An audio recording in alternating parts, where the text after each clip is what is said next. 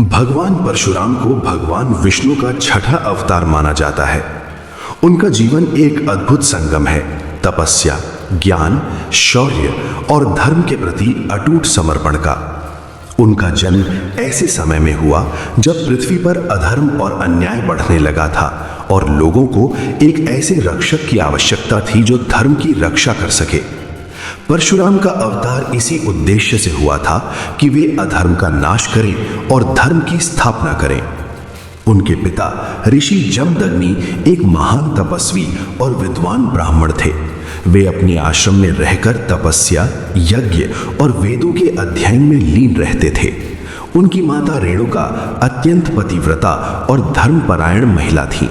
इस प्रकार परशुराम का जन्म एक ऐसे परिवार में हुआ जहां ज्ञान, अनुशासन और धर्म का वातावरण था। बचपन से ही उन्हें संस्कार, संयम और कर्तव्य का पाठ सिखाया गया। परशुराम का बचपन साधारण नहीं था। अन्य बच्चों की तरह खेलकूद में समय बिताने के बजाय वे अधिकतर समय अपने पिता की सेवा, आश्रम के कार्यों और तपस्या में लगाते थे। उन्होंने बहुत कम उम्र में ही वेदों और शास्त्रों का ज्ञान प्राप्त कर लिया था। साथ ही उन्हें शस्त्र विद्या में भी गहरी रुचि थी। उन्होंने धनुष बाण, तलवार और विभिन्न अस्त्रों का अभ्यास किया और शीघ्र ही उनमें निपुण हो गए। उनका नाम परशुराम भी उनके प्रमुख अस्त्र परशु यानी फरसा के कारण पड़ा। कहा जाता है कि ये दिव्य परशु उन्हें भगवान शिव से प्राप्त हुआ था। भगवान शिव ने उनकी कठोर तपस्या से प्रसन्न होकर उन्हें ये अस्त्र और अद्भुत युद्ध कौशल प्रदान किया। इसी कारण परशुराम को शिव का परम भक्त भी माना जाता है।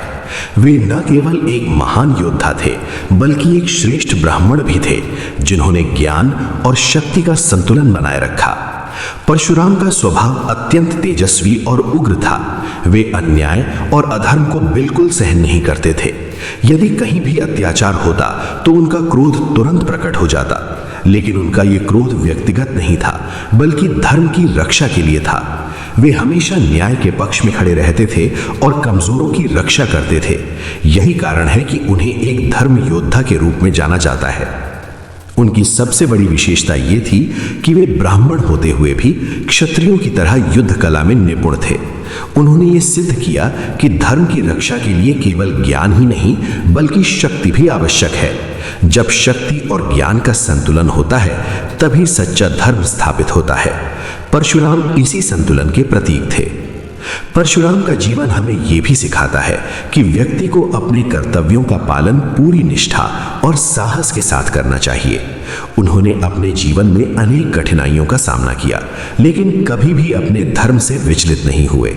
वे सदैव सत्य और न्याय के मार्ग पर चलते रहे, चाहे उसके लिए उन्हें कितनी भी बड़ी चुनौती क्यों न झेलनी पड़ी हो। उनका व्यक्तित्व बहुत ही प्रभावशाली था। वे कठोर अनुशासन में विश्वास करते थे और अपने शिष्यों को भी यही शिक्षा देते थे। उन्होंने कई महान योद्धाओं को शिक्षा दी और उन्हें धर्म के मार्ग पर चलने के लिए प्रेरित किया। उनका जीवन केवल युद्ध तक सीमित नहीं था बल्कि उसमें आध्यात्मिकता, तप और सेवा का भी महत्वपूर्ण स्थान था। परशुराम को चिरंजीवी माना जाता है, अर्थात वे आज भी जीवित हैं और पृथ्वी पर कहीं ना कहीं तपस्या में लीन है। यह विश्वास लोगों के मन में उनके प्रति और भी श्रद्धा उत्पन्न करता है। वे समय समय पर प्रकट होकर धर्म की रक्षा करते हैं और लोगों को सही मार्ग दिखाते हैं। अंततः परशुराम का परिचय हमें यह समझाता है कि वे केवल एक योद्धा नहीं बल्कि एक महान ऋषि, गुरु और धर्म रक्षक थे। उनका जीवन हमें ये प्रेरणा देता है कि हमें अपने भीतर ज्ञान, शक्ति और संयम का संतुलन बनाए रखना चाहिए। जब हम इन गुणों को अपने जीवन में अपनाते हैं तभी हम सच्चे अर्थों में धर्म के मार्ग पर चल सकते हैं। भगवान परशुराम का जीवन केवल शक्ति और पराक्रम की कथा नहीं है बल्कि वो गुरु शिष्य परंपरा, तपस्या और समर्पण का अद्भुत उदाहरण भी है। बचपन से ही उनमें असाधारण तेज और अद्भुत क्षमता दिखाई देती थी, परंतु वे ये भी समझते थे कि केवल जन्म से प्राप्त शक्ति पर्याप्त नहीं होती। उसे सही दिशा देने के लिए एक योग्य गुरु का मार्गदर्शन आवश्यक होता है। यही कारण था कि उन्होंने भगवान शिव को अपना गुरु मानने का निश्चय किया। भगवान शिव, जिन्हें संहार और तपस्या के देवता कहा जाता है, केवल शक्ति के प्रतीक नहीं हैं, बल्कि ज्ञान, धैर्य और आत्मसंयम के भी प्रतीक हैं।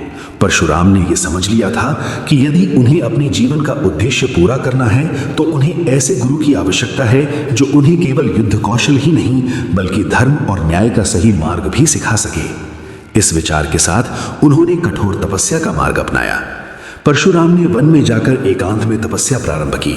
उन्होंने अनेक वर्षों तक कठिन साधना की, जिसमें उन्होंने अपने शरीर और मन दोनों को अनुशासित किया। तपस्या का अर्थ केवल शरीर को कष्ट देना नहीं होता, बल्कि अपने मन को नियंत्रित करना, इच्छाओं पर विजय प्राप्त करना और ईश्वर के प्रति पूर्ण समर्पण रखना होता है। परशुराम ने इन सभी गुणों को अपने जीवन में उतारा। उन्होंने दिन रात भगवान शिव का ध्यान किया, उनके मंत्रों का जाप किया और अपने लक्ष्य से कभी विचलित नहीं हुए। उनकी तपस्या इतनी गहरी और सच्ची थी कि अंततः भगवान शिव उनके सामने प्रकट हुए। ये केवल एक साधारण दर्शन नहीं था, बल्कि ये उस भक्ति और समर्पण का परिणाम था जो परशुराम ने वर्षों तक अपने भीतर संजो कर रखा था। जब भगवान शिव उनके सामने आए तो उन्होंने परशुराम की निष्ठा और तपस्या की प्रशंसा की और उन्हें आशीर्वाद दिया। भगवान शिव ने परशुराम को केवल आशीर्वाद ही नहीं दिया, बल्कि उन्हें दिव्य ज्ञान और अद्भुत शक्तियां भी प्रदान की। उन्होंने उन्हें विभिन्न प्रकार के अस्त्र शस्त्रों का ज्ञान दिया, जिनका उपयोग केवल धर्म की रक्षा के लिए किया जाना चाहिए। शिव जी ने उन्हें यह भी सिखाया कि शक्ति का प्रयोग केवल तब करना चाहिए जब अन्य सभी मार्ग समाप्त हो जाएं और जब धर्म की रक्षा आवश्यक हो।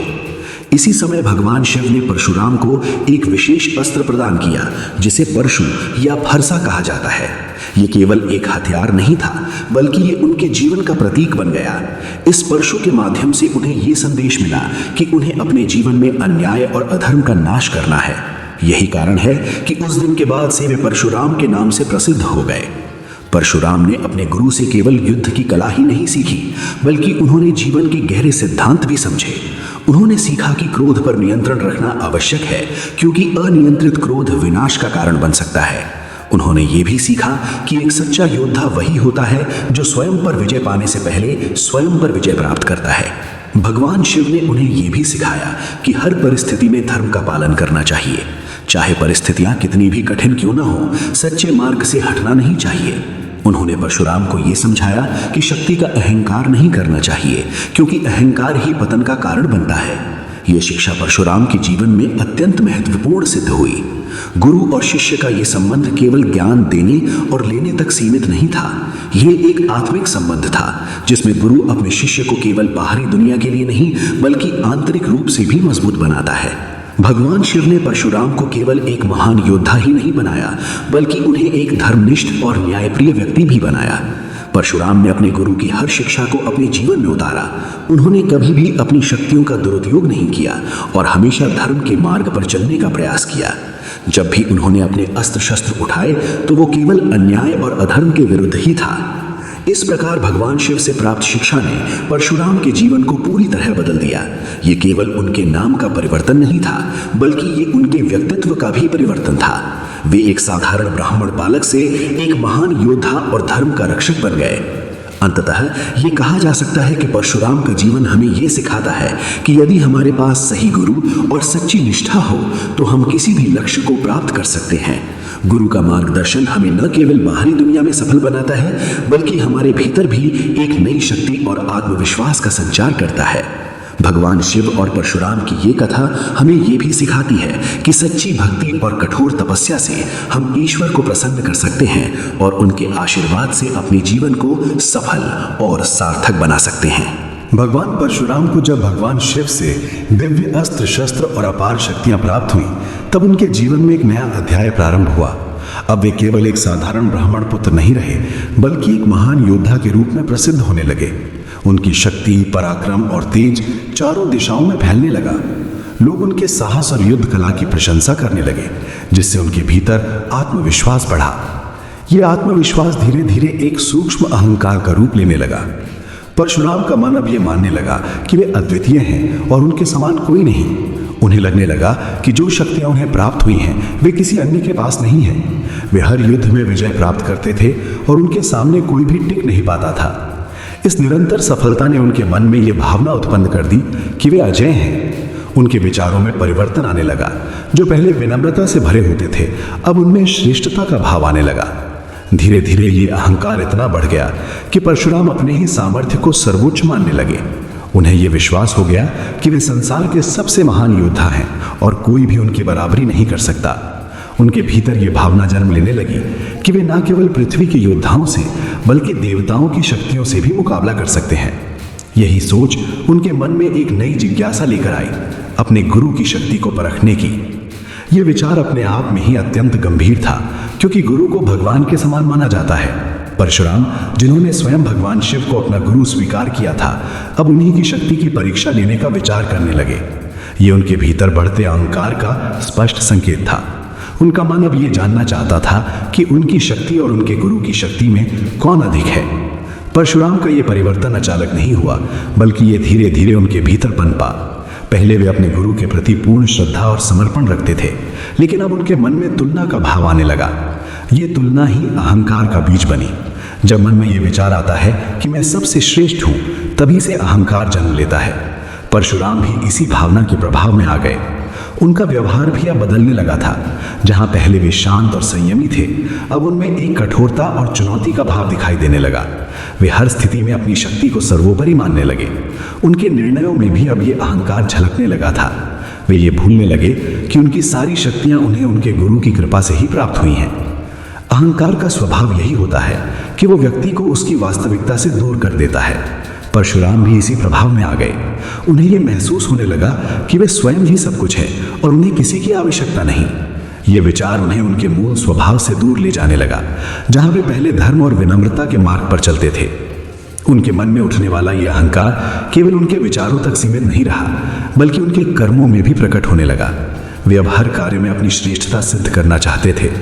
उन्हें यह लगने लगा कि यदि वे अपने गुरु की शक्ति की परीक्षा लें, तो यह उनके पराक्रम का सबसे बड़ा प्रमाण होगा। ये सोच उनके भीतर लगातार मजबूत होती गई। हालांकि उनके हृदय के एक कोने में अभी भी उनके गुरु के प्रति श्रद्धा शेष थी, लेकिन अहंकार ने उसे दबा दिया था। यह आंतरिक संघर्ष उन्हें और अधिक बेचैन करने लगा। एक ओर उनकी भक्ति थी, तो दूसरी ओर उनका बढ़ता हुआ गर्व। यही द्वंद्व उनके जीवन की दिशा को बदलने वाला था। इस प्रकार परशुराम के भीतर अहंकार का उदय एक महत्वपूर्ण मोड़ था। यह केवल उनके स्वभाव का परिवर्तन नहीं था, बल्कि यह एक ऐसी स्थिति थी जहां से उनके जीवन में आगे कई घटनाएं घटित होने वाली थी। यह हमें यह भी सिखाता है कि चाहे व्यक्ति कितना भी महान क्यों ना हो, यदि उसके भीतर अहंकार आ जाए तो वो उसे सही मार्ग से भटका सकता है। अंततः परशुराम के मन में उठी ये भावना कि वे अपने गुरु की शक्ति की परीक्षा लें, उनके जीवन की एक निर्णायक घटना की शुरुआत थी। ये घटना आगे चलकर उन्हें एक बड़ा सबक सिखाने वाली थी, जो उनके अहंकार को तोड़ेगी और उन्हें पुनः विनम्रता के मार्ग पर लाएगी। जब परशुराम ने भगवान शिव जी से दिव्य अस्त्र शस्त्र और अद्भुत शक्तियां प्राप्त कर ली, तब उनके जीवन में एक नया मोड़ आया। शुरुआत में वे इन शक्तियों का उपयोग धर्म की रक्षा और अधर्म के नाश के लिए करते थे, लेकिन समय के साथ उनके भीतर धीरे धीरे एक सूक्ष्म अहंकार जन्म लेने लगा। यह अहंकार बहुत स्पष्ट नहीं था, बल्कि उनके मन के किसी कोने में छिपा हुआ था, जो अवसर मिलने पर प्रकट होने की प्रतीक्षा कर रहा था। परशुराम स्वयं को एक महान योद्धा मानने लगे थे। उन्हें यह विश्वास हो गया था कि वे किसी भी शत्रु को परास्त कर सकते हैं। उनकी शक्ति, तपस्या और युद्ध कौशल में कोई कमी नहीं थी, इसलिए यह भावना उनके भीतर स्वाभाविक रूप से उत्पन्न हुई। लेकिन यही आत्मविश्वास धीरे धीरे अहंकार में परिवर्तित होने लगा। उन्हें लगने लगा कि वे केवल पृथ्वी पर ही नहीं, बल्कि देवताओं के बीच भी अपनी शक्ति का प्रदर्शन कर सकते हैं। एक दिन उनके मन में एक अनोखा विचार उत्पन्न हुआ। उन्होंने सोचा कि क्यों न वे अपने ही गुरु भगवान शिव की शक्ति की परीक्षा लें। यह विचार साधारण नहीं था, बल्कि उनके भीतर उत्पन्न हो रहे अहंकार का परिणाम था। गुरु की परीक्षा लेने का विचार ही ये दर्शाता है कि उनके मन में कहीं न कहीं विनम्रता की कमी आने लगी थी। वे ये जानना चाहते थे कि क्या उनकी शक्ति वास्तव में इतनी महान है कि वे स्वयं भगवान शिव के समान या उनसे भी अधिक शक्तिशाली हो सकते हैं। ये विचार आते ही उनके मन में एक प्रकार की जिज्ञासा और उत्साह जाग उठा। वे अपने इस संकल्प को लेकर गंभीर हो गए।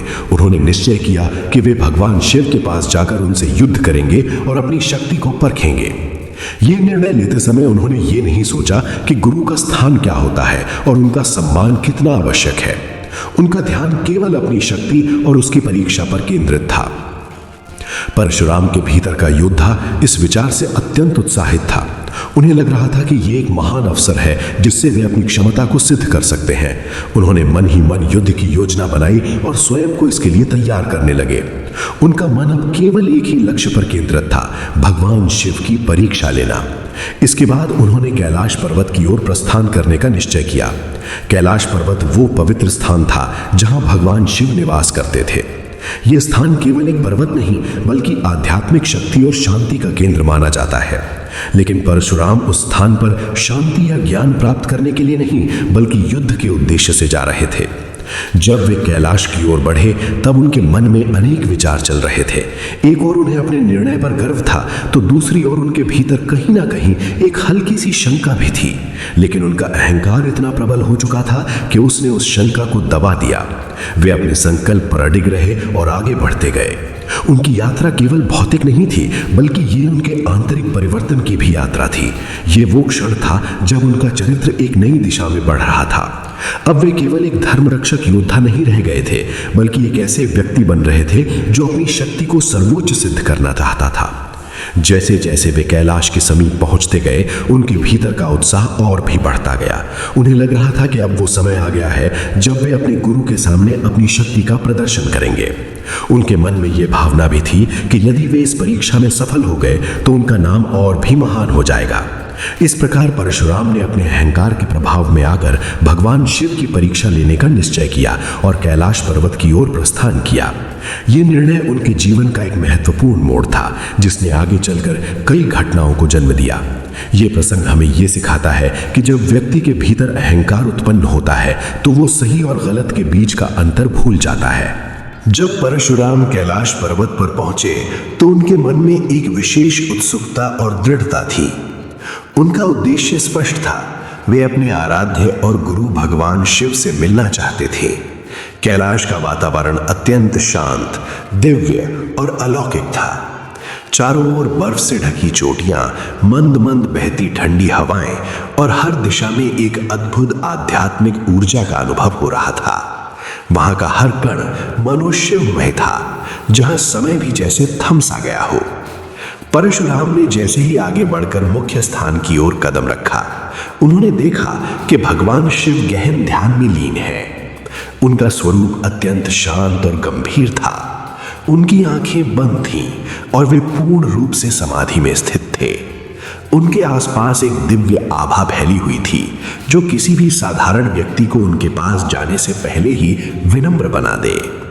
यह दृश्य देखकर परशुराम के मन में एक क्षण के लिए श्रद्धा और आदर की भावना जागृत हुई, लेकिन उनका उद्देश्य उन्हें आगे बढ़ने के लिए प्रेरित करता रहा। वहां भगवान शिव के परम भक्त और वाहन नंदी उपस्थित थे जो द्वार पर पहरा दे रहे थे। उनके साथ अन्य गण भी थे जो कैलाश की रक्षा कर रहे थे। ये सभी अपने कर्तव्य के प्रति पूर्णतः समर्पित थे और किसी को भी बिना अनुमति के भगवान शिव के पास जाने नहीं देते थे। परशुराम को देखते ही उन्होंने उनके तेज और प्रभाव को पहचान लिया, लेकिन अपने नियमों के कारण भी सतर्क हो गए। परशुराम ने बिना किसी संकोच के आगे बढ़कर शिवजी से मिलने की इच्छा व्यक्त की। उनके स्वर में दृढ़ता थी और मन में एक प्रकार का आत्मविश्वास भी झलक रहा था। उन्होंने सोचा कि वे शिवजी के प्रिय शिष्य हैं, इसलिए उन्हें मिलने से कोई नहीं रोक सकता। लेकिन नंदी और अन्य गणों ने उन्हें रोक दिया। उन्होंने विनम्रता से कहा कि इस समय भगवान शिव ध्यान में लीन है और किसी को भी उनके पास जाने की अनुमति नहीं है। ये सुनकर परशुराम को थोड़ा आश्चर्य हुआ। उन्हें उम्मीद नहीं थी कि उन्हें इस प्रकार रोका जाएगा। उनके मन में एक हल्का असंतोष उत्पन्न हुआ, लेकिन उन्होंने अपनी बात दोबारा रखी। उन्होंने कहा कि वे शिवजी के शिष्य हैं और उनसे तुरंत मिलना चाहते हैं। फिर भी गणों ने अपने नियमों का पालन करते हुए उन्हें अनुमति नहीं दी। धीरे धीरे ये स्थिति परशुराम के भीतर एक संघर्ष का कारण बनने लगी। एक ओर उनका अपने गुरु के प्रति सम्मान था, तो दूसरी ओर उनका अहंकार उन्हें यह स्वीकार करने से रोक रहा था कि कोई उन्हें रोक सकता है। उन्हें लगा कि उनकी शक्ति और स्थान को नजरअंदाज किया जा रहा है। इस विचार ने उनके भीतर एक प्रकार की बेचैनी उत्पन्न कर दी। नंदी और अन्य गण शांत और स्थिर बने रहे। वे जानते थे कि उनका कर्तव्य क्या है और उन्हें किसी भी परिस्थिति में उसका पालन करना है।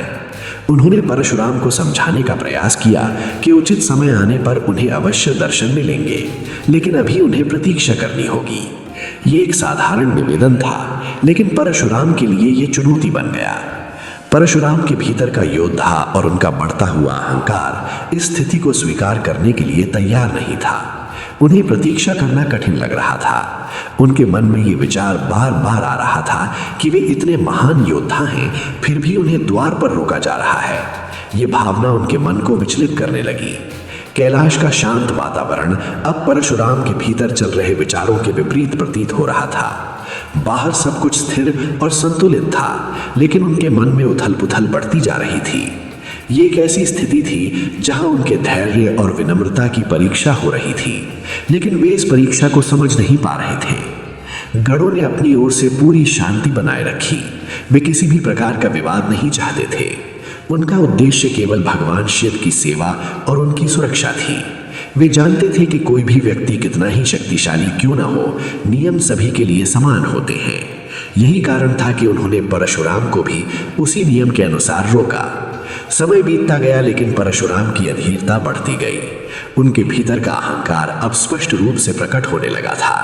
वे स्थिति को अपने सम्मान के विरुद्ध मानने लगे थे। ये वही क्षण था जहां उनके भीतर का संतुलन धीरे धीरे टूटने लगा था। इस प्रकार कैलाश पर उनका आगमन केवल एक साधारण सी मुलाकात का प्रयास नहीं रहा, बल्कि ये उनके स्वभाव और मानसिक स्थिति की परीक्षा बन गया।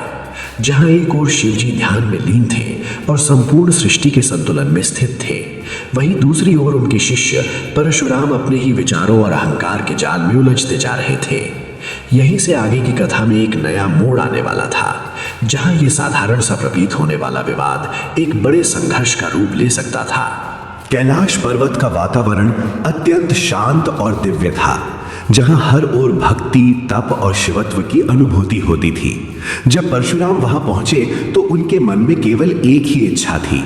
वे अपने गुरु भगवान शिव से तुरंत मिलना चाहते थे। उनके भीतर जो भाव था वो श्रद्धा से भरा हुआ तो था, लेकिन उसमें अहंकार की छाया भी स्पष्ट दिखाई दे रही थी। इसी अहंकार ने आगे चलकर एक गंभीर संघर्ष को जन्म दिया। जैसे ही परशुराम ने शिवजी के दर्शन के लिए आगे बढ़ना चाहा, वहां उपस्थित शिवजी के गणों ने उन्हें रोक दिया। ये गण भगवान शिव के परम भक्त और सेवक थे, जिनका कर्तव्य था कि वे किसी भी व्यक्ति को बिना अनुमति के शिवजी के ध्यान में बाधा न डालने दें। उन्होंने विनम्रता से परशुराम को समझाने का प्रयास किया कि इस समय भगवान शिव गहन ध्यान में लीन है और उनसे मिलना संभव नहीं है। परशुराम, जो स्वयं को एक महान योद्धा और शिवजी का प्रिय शिष्य मानते थे, ये बात सुनकर भीतर से आहत हो गए। उन्हें लगा कि उनके साथ अपमानजनक व्यवहार किया जा रहा है। उनके मन में यह विचार आया कि जब वे स्वयं शिवजी के शिष्य हैं तो उन्हें रोकने का अधिकार किसी को नहीं है। धीरे धीरे उनका क्रोध बढ़ने लगा और उनकी बुद्धि पर अहंकार हावी हो गया। गणों ने एक बार फिर शांतिपूर्वक उन्हें समझाने का प्रयास किया, लेकिन इस बार परशुराम ने उनकी बातों को अनसुना कर दिया। उन्होंने इसे अपनी प्रतिष्ठा का प्रश्न बना लिया। उनके चेहरे पर क्रोध स्पष्ट दिखाई दे रहा था और उनकी आंखों में युद्ध की ज्वाला भड़क उठी थी। उसी क्षण उन्होंने अपने दिव्य परशु को उठा लिया, जो उन्हें स्वयं भगवान शिव से प्राप्त हुआ था। जैसे ही परशुराम ने आक्रमण किया, वहां उपस्थित गणों में हलचल मच गई। वे भी साधारण नहीं थे, बल्कि अत्यंत शक्तिशाली और वीर योद्धा थे। उन्होंने तुरंत अपने अपने अस्त्र शस्त्र संभाले और परशुराम का सामना करने के लिए तैयार हो गए। देखते ही देखते कैलाश का शांत वातावरण युद्ध के मैदान में बदल गया। इस संघर्ष में परशुराम ने अपनी अद्भुत युद्ध कला का प्रदर्शन किया। उनका हर प्रहार तेज, सटीक और प्रभावशाली था। वे एक एक कर गणों को परास्त करने लगे। कई गण उनके सामने टिक नहीं पाए और भूमि पर गिर पड़े। उनके परशु की गति इतनी तीव्र थी कि कोई भी उसका सामना करने में असमर्थ हो रहा था। दूसरी ओर गणों ने भी पूरी शक्ति से प्रतिकार किया। उन्होंने अपने समूह बल और रणनीति का उपयोग करते हुए परशुराम को रोकने की कोशिश की, लेकिन परशुराम का क्रोध और अहंकार उन्हें और भी अधिक शक्तिशाली बना रहा था। वे बिना रुके लगातार आक्रमण करते जा रहे थे, मानो उन्हें किसी भी प्रकार से केवल आगे बढ़ना ही था। ये युद्ध केवल शारीरिक बल का नहीं, बल्कि अहंकार और कर्तव्य के बीच का संघर्ष बन गया था। एक ओर परशुराम थे, जो अपने अधिकार और शक्ति के बल पर आगे बढ़ना चाहते थे, और दूसरी ओर गण थे, जो अपने कर्तव्य का पालन करते हुए उन्हें रोकने का प्रयास कर रहे थे। दोनों ही अपने अपने स्थान पर सही थे, लेकिन परिस्थिति ने उन्हें आमने सामने ला खड़ा किया। संघर्ष धीरे धीरे और भी उग्र होता गया। कैलाश की पवित्र भूमि पर इस प्रकार का युद्ध होना अत्यंत असामान्य था। चारों ओर अस्त्रों की टकराहट की ध्वनि गूंजने लगी। कई गण घायल हो गए और स्थिति गंभीर होती चली गई। फिर भी उन्होंने अपने कर्तव्य से पीछे हटने का विचार नहीं किया। परशुराम का मन अब पूरी तरह क्रोध से भर चुका था। उन्हें यह भी ध्यान नहीं रहा कि जिन पर वे आक्रमण कर रहे हैं वे उनके ही गुरु के सेवक हैं। उनका उद्देश्य केवल शिवजी तक पहुंचना रह गया था, चाहे इसके लिए उन्हें किसी भी सीमा तक क्यों न जाना पड़े। उनका ये रूप पहले से बिल्कुल अलग था। जहां पहले वे धर्म और न्याय के रक्षक थे, वहीं अब वे अपने अहंकार के वशीभूत होकर कार्य कर रहे थे। गणों ने अंतिम प्रयास करते हुए एक साथ मिलकर परशुराम को रोकने की कोशिश की, लेकिन वे उनकी शक्ति के सामने टिक नहीं पाए। परशुराम ने अपने परशु के बल पर उन्हें पीछे धकेल दिया और मार्ग साफ करने लगे। इस पूरे संघर्ष ने यह स्पष्ट कर दिया कि जब अहंकार मनुष्य पर हावी हो जाता है तो वो सही और गलत का अंतर भूल जाता है। अंततः यह संघर्ष एक गंभीर मोड़ पर पहुंच गया, जहां दोनों पक्षों को भारी हानि उठानी पड़ी। कैलाश की शांति भंग हो चुकी थी और वातावरण में तनाव व्याप्त हो गया था। यह केवल एक युद्ध नहीं था, बल्कि एक ऐसी घटना थी जिसने आगे आने वाली घटनाओं की भूमिका तैयार कर दी थी। इस प्रसंग से ये शिक्षा मिलती है कि चाहे व्यक्ति कितना भी महान या शक्तिशाली क्यों न हो, यदि उसके भीतर अहंकार आ जाता है तो वो अपने ही प्रियजनों के विरुद्ध खड़ा हो सकता है। परशुराम का यह संघर्ष हमें यह भी सिखाता है कि संयम और विनम्रता ही सच्ची शक्ति होती है और इनके बिना कोई भी व्यक्ति अपने मार्ग से भटक सकता है। जब कैलाश पर्वत पर यह भीषण संघर्ष चल रहा था, तब वातावरण पूरी तरह बदल चुका था। चारों ओर अशांति और उथल पुथल का दृश्य था। शिव जी के गण, जो सदैव शांत और अनुशासित रहते थे, अब परशुराम के प्रहारों से विचलित हो उठे थे। हर दिशा में युद्ध की ध्वनि गूंज रही थी। इसी बीच गहन ध्यान में लीन शिव जी की समाधि भंग हुई और वे धीरे धीरे अपनी आंखें खोलकर बाहर आए। शिव जी ने जब अपने सामने ये दृश्य देखा तो वे कुछ क्षणों के लिए मौन हो गए। उनके प्रिय शिष्य परशुराम, जिन्हें उन्होंने स्वयं शिक्षित किया था, वही आज उनके गणों से युद्ध कर रहे थे। ये देखकर शिव जी के मन में करुणा और आश्चर्य दोनों उत्पन्न हुए। वे समझ गए कि ये सब केवल बाहरी संघर्ष नहीं, बल्कि परशुराम के भीतर उठ रहे अहंकार और क्रोध का परिणाम है। शिव जी शांत भाव से आगे बढ़े और उन्होंने अपने प्रभाव से युद्ध की तीव्रता को कम करने का प्रयास किया। उनकी उपस्थिति मात्र से ही वातावरण में कुछ शांति आने लगी। गणों ने तुरंत अपने शस्त्र नीचे कर दिए, क्योंकि वे अपने स्वामी के आदेश को सर्वोपरि मानते थे। परंतु परशुराम का क्रोध अभी शांत नहीं हुआ था। वे अपने परशु को हाथ में लिए युद्ध के लिए तैयार खड़े रहे। शिवजी ने मधुर स्वर में परशुराम को संबोधित किया और उन्हें शांत रहने के लिए कहा। उन्होंने समझाने का प्रयास किया कि यह स्थान युद्ध का नहीं, बल्कि तप और साधना का है। परशुराम ने शिवजी की बात सुनी, लेकिन उनके मन में जो अहंकार उत्पन्न हो चुका था, वे उन्हें शांत नहीं होने दे रहा था। उन्हें ऐसा लग रहा था कि वे अपनी शक्ति को सिद्ध करना चाहते हैं और इसी कारण वे पीछे हटने को तैयार नहीं थे। परशुराम ने अपने गुरु के सामने भी अपने निर्णय को दृढ़ रखा। उन्होंने संकेत दिया कि वे अपनी शक्ति की परीक्षा लेना चाहते हैं और किसी भी प्रकार पीछे नहीं हटेंगे। यह देखकर शिवजी को यह स्पष्ट हो गया कि यह केवल बाहरी स्थिति नहीं है, बल्कि ये उनके शिष्य की आंतरिक परीक्षा का समय है। उन्होंने ये भी समझ लिया कि परशुराम को केवल शब्दों से नहीं, बल्कि अनुभव से शिक्षा देनी होगी। शिवजी ने एक बार फिर शांतिपूर्वक परशुराम को समझाने का प्रयास किया। उन्होंने कहा कि सच्ची शक्ति वो होती है जो नियंत्रण में रहे और जिसका उपयोग केवल धर्म की रक्षा के लिए किया जाए। लेकिन परशुराम उस समय इन बातों को स्वीकार करने की स्थिति में नहीं थे। उनके भीतर का अहंकार उन्हें लगातार युद्ध के लिए प्रेरित कर रहा था। कैलाश का वातावरण अब एक अद्भुत मोड़ पर आ चुका था। एक ओर गुरु की शांति और करुणा थी, तो दूसरी ओर शिष्य का क्रोध और अहंकार। ये केवल एक युद्ध नहीं था, बल्कि ये एक ऐसी स्थिति थी जहां ज्ञान और अहंकार आमने सामने खड़े थे। शिवजी जानते थे कि ये क्षण परशुराम के जीवन में एक महत्वपूर्ण मोड़ साबित होगा। धीरे धीरे सभी गण पीछे हट गए और पूरा ध्यान अब शिवजी और परशुराम के बीच होने वाली स्थिति पर केंद्रित हो गया। शिवजी ने अपने भीतर की दिव्यता को स्थिर रखा और पूरी शांति के साथ परशुराम की ओर देखा। उनकी दृष्टि में कोई क्रोध नहीं था, केवल करुणा और मार्गदर्शन का भाव था। परशुराम भी पूरी तरह तैयार थे। उनके मन में यह दृढ़ निश्चय था कि वे अपनी शक्ति का प्रदर्शन करेंगे और ये सिद्ध करेंगे कि वे किसी से कम नहीं हैं। लेकिन वे ये नहीं समझ पा रहे थे कि ये परीक्षा वास्तव में उनकी शक्ति की नहीं बल्कि उनके धैर्य और विनम्रता की थी। शिव जी ने अंततः ये निर्णय लिया कि अब समय आ गया है कि परशुराम को उनके अहंकार का परिणाम दिखाया जाए ताकि वे सच्चे मार्ग को समझ सकें। उन्होंने बिना किसी क्रोध के केवल एक शिक्षक के रूप में स्थिति को स्वीकार किया।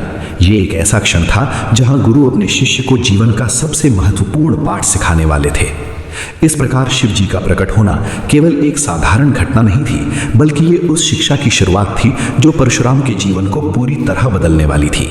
ये दृश्य ये दर्शाता है कि जब अहंकार बढ़ जाता है तो उसे शांत करने के लिए स्वयं गुरु को सामने आना पड़ता है।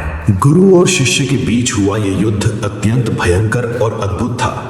एक और परशुराम थे जो अपने पराक्रम, तेज और दिव्य अस्त्र शस्त्रों के लिए प्रसिद्ध थे, और दूसरी ओर स्वयं भगवान शिव जो संहार के देवता और असीम शक्ति के स्रोत माने जाते हैं।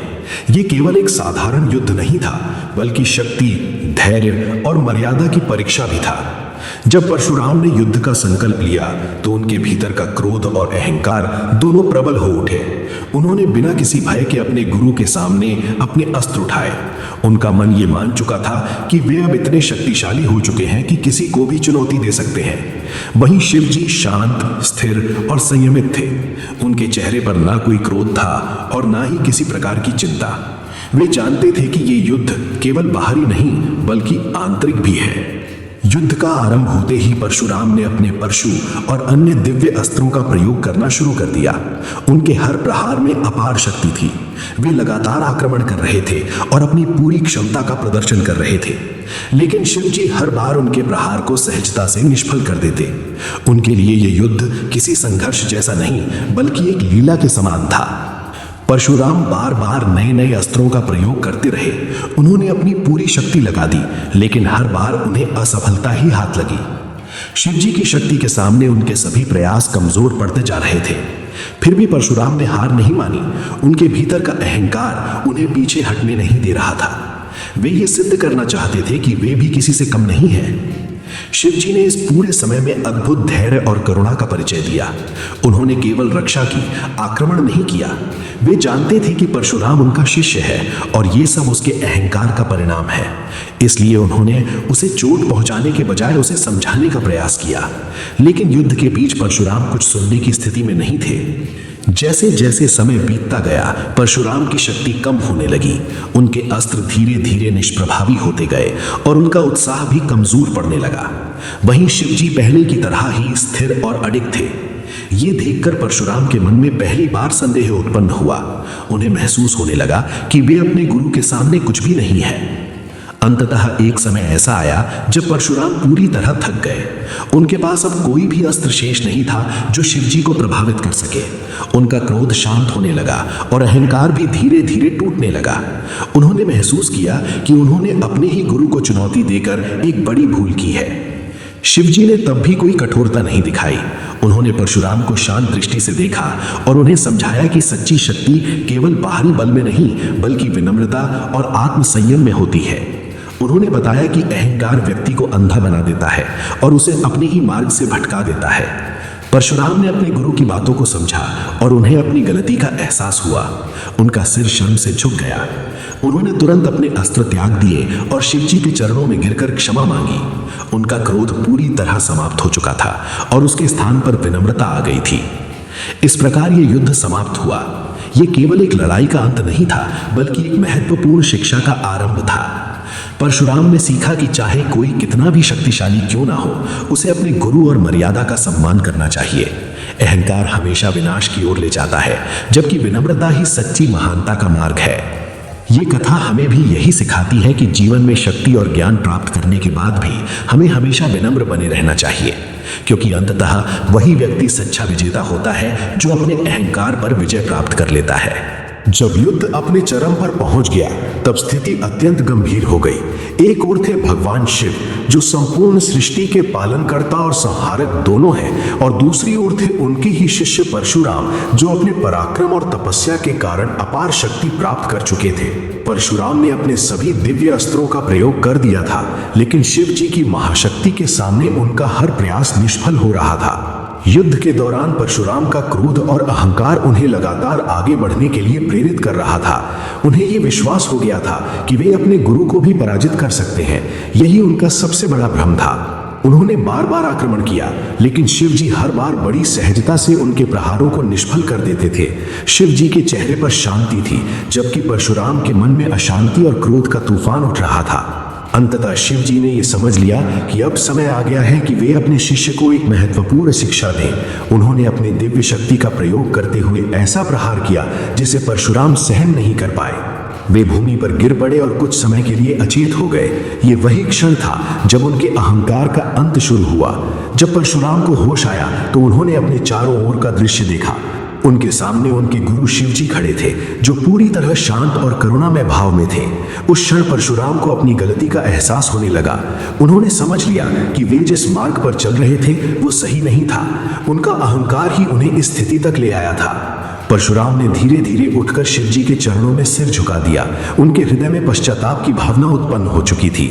उन्होंने विनम्रता से अपने गुरु से क्षमा मांगी और अपनी भूल को स्वीकार किया। उन्होंने कहा कि वे अपने अहंकार में अंधे हो गए थे और गुरु की महत्ता को भूल बैठे थे। शिव जी ने अपने शिष्य को स्नेहपूर्वक उठाया और उन्हें क्षमा कर दिया। उन्होंने परशुराम को समझाया कि शक्ति और ज्ञान का सही उपयोग तभी संभव है जब मन में विनम्रता हो। अहंकार व्यक्ति को अंधा बना देता है और उसे सही गलत का भेद समझ में नहीं आता। उन्होंने ये भी कहा कि गुरु का स्थान जीवन में सर्वोच्च होता है और उसका सम्मान करना हर शिष्य का कर्तव्य है। इस घटना के बाद परशुराम के जीवन में एक बड़ा परिवर्तन आया। उनका अहंकार समाप्त हो गया और उनके भीतर विनम्रता का भाव जागृत हुआ। उन्होंने ये संकल्प लिया कि वे हमेशा धर्म के मार्ग पर चलेंगे और अपनी शक्ति का उपयोग केवल न्याय और सत्य की रक्षा के लिए करेंगे। ये प्रसंग हमें एक महत्वपूर्ण शिक्षा देता है। ये बताता है कि चाहे व्यक्ति कितना भी शक्तिशाली या ज्ञानी क्यों ना हो, यदि उसके भीतर अहंकार आ जाता है तो वो पतन की ओर बढ़ने लगता है। अहंकार ही वो कारण है जो मनुष्य को अपने वास्तविक स्वरूप से दूर कर देता है। साथ ही ये कथा गुरु शिष्य के संबंध की महत्ता को भी दर्शाती है। गुरु न केवल ज्ञान देता है बल्कि जीवन का सही मार्ग भी दिखाता है। जब शिष्य उस मार्ग से भटकता है तो गुरु उसे सही दिशा में लाने के लिए कठोर कदम भी उठाता है। यही सच्चे गुरु की पहचान होती है। अंततः परशुराम ने यह समझ लिया कि सच्ची महानता शक्ति में नहीं बल्कि विनम्रता और संयम में होती है। उन्होंने अपने जीवन को एक नई दिशा दी और अपने अहंकार को त्याग कर एक आदर्श योद्धा और साधक बनने का प्रयास किया। इस प्रकार यह अध्याय हमें यह सिखाता है कि अहंकार का अंत निश्चित है और विनम्रता ही सच्ची शक्ति है। जब मनुष्य अपने अहंकार को त्याग देता है तभी वो अपने जीवन में वास्तविक सफलता और शांति प्राप्त कर सकता है। जब युद्ध समाप्त हुआ और चारों ओर शांति फैल गई, तब परशुराम के भीतर का क्रोध धीरे धीरे शांत होने लगा। उनके मन में जो अहंकार था वो अब टूट चुका था। उन्हें अपनी भूल का गहरा एहसास हुआ। वे समझ गए कि उन्होंने अपने ही गुरु के विरुद्ध युद्ध करके बहुत बड़ा अपराध किया है। उनका हृदय पश्चाताप से भर गया और उनकी आंखों से अश्रु बहने लगे। परशुराम तुरंत भगवान शिव जी के चरणों में गिर पड़े। उन्होंने विनम्र होकर क्षमा याचना की और कहा कि वे अपने अहंकार के कारण अंधे हो गए थे। उन्होंने स्वीकार किया कि गुरु की महिमा को ना समझ पाना उनकी सबसे बड़ी भूल थी। वे बार बार क्षमा मांगते रहे और अपने अपराध के लिए स्वयं को दोषी ठहराते रहे। भगवान शिव ने अपने शिष्य की स्थिति को देखा और उनके हृदय की सच्चाई को समझ लिया। वे जानते थे कि परशुराम का मन अब पूरी तरह से बदल चुका है। उनका क्रोध समाप्त हो चुका था और उसकी जगह विनम्रता और भक्ति ने ले ली थी। तब शिव जी ने उन्हें उठाया और प्रेम पूर्वक उन्हें क्षमा कर दिया। शिव जी ने परशुराम को समझाया कि शक्ति और ज्ञान का सही उपयोग तभी संभव है जब उसमें विनम्रता हो। उन्होंने कहा कि अहंकार मनुष्य के पतन का सबसे बड़ा कारण होता है। चाहे कोई कितना भी शक्तिशाली क्यों ना हो, यदि उसके भीतर अहंकार आ जाए तो वो अपनी बुद्धि और विवेक खो बैठता है। यही कारण था कि परशुराम जैसे महान योद्धा भी इस भ्रम में पड़ गए कि वे अपने गुरु की शक्ति को चुनौती दे सकते हैं। परशुराम ने अपने गुरु की बातों को ध्यान से सुना और उन्हें अपने जीवन का सत्य मान लिया। उन्होंने निश्चय किया कि अब वे कभी भी अहंकार को अपने ऊपर हावी नहीं होने देंगे। वे हमेशा अपने गुरु के प्रति समर्पित रहेंगे और उनके बताए मार्ग पर चलेंगे। भगवान शिव ने उन्हें आशीर्वाद दिया कि वे सदा धर्म के मार्ग पर चलें और अपने कर्तव्यों का पालन करें। उन्होंने कहा कि सच्चा वीर वही होता है जो अपने अंदर के दोषों को पहचान कर उन्हें दूर करे। बाहरी शत्रु से जीतना आसान है, लेकिन अपने भीतर के अहंकार और क्रोध को जीतना सबसे बड़ी विजय होती है। इस घटना के बाद परशुराम का जीवन पूरी तरह से बदल गया। वे पहले से अधिक शांत, संयमी और विनम्र बन गए। उन्होंने अपने ज्ञान और शक्ति का उपयोग केवल धर्म और न्याय की रक्षा के लिए करना शुरू किया। वे ये समझ चुके थे कि सच्ची महानता शक्ति में नहीं बल्कि विनम्रता और समर्पण में होती है। ये कथा हमें बहुत गहरी शिक्षा देती है। ये बताती है कि जीवन में चाहे हम कितनी भी ऊंचाई क्यों ना प्राप्त कर लें, हमें कभी भी अपने मूल्यों और संस्कारों को नहीं भूलना चाहिए। गुरु का स्थान जीवन में सर्वोपरि होता है। उनका सम्मान करना और उनके मार्गदर्शन में चलना ही सच्ची सफलता का मार्ग है। इसके साथ ही ये कहानी ये भी सिखाती है कि गलती करना मनुष्य का स्वभाव है, लेकिन अपनी गलती को स्वीकार करना और उसे सुधारना ही महानता की पहचान है। जब हम अपने अहंकार को छोड़कर विनम्रता अपनाते हैं, तभी हम सच्चे अर्थों में आगे बढ़ पाते हैं। अंततः परशुराम और शिव जी की ये कथा हमें ये संदेश देती है कि शक्ति का उपयोग हमेशा सही दिशा में होना चाहिए और जीवन में विनम्रता, भक्ति और गुरु के प्रति सम्मान ही हमें सच्ची सफलता और शांति की ओर ले जाते हैं।